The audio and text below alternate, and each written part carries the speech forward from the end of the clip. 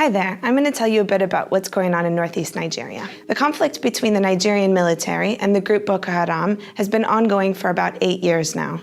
It began in Borno State, spread across the northeast of the country, and spilled over into neighboring countries. So how many people have been affected by this conflict? More than 2 million people have been forced to flee their homes. Thousands have died in the fighting, and even more than that by malnutrition, malaria, and measles. In fact, no one knows how many people have died for sure.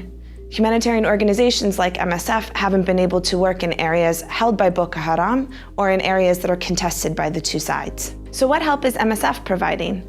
Today, MSF is working in 11 towns in Borno State. We run hospitals, we treat malnourished children, we treat disease outbreaks, and we provide water and sanitation services. Our teams have also distributed more than 2,000 tons of food, given the shockingly high rates of malnutrition that we saw last year. Last year, when our teams reached Bama, they found an entirely deserted town, except for within the walls of an abandoned hospital compound, where 24,000 people were living without adequate food, water, shelter, or medical care.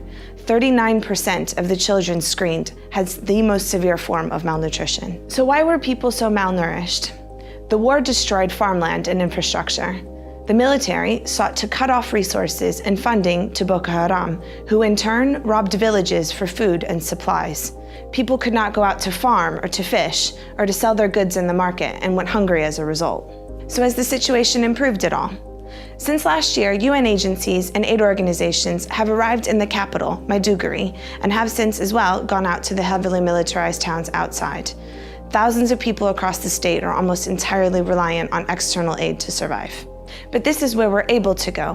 What's happening for people in the countryside or in areas held by Boko Haram is unknown. We're very concerned there may be people out there suffering who we can't reach. So what is most striking about this conflict? It's almost as if it's a war without wounded. The majority of the fighting takes place in the countryside where outsiders can't go. The battle wounded we see are malnourished children and people without access to shelter, water, and healthcare. The ongoing conflict means that for millions of people, they have little chance of going home anytime soon. Providing them with life-saving assistance remains as important as ever.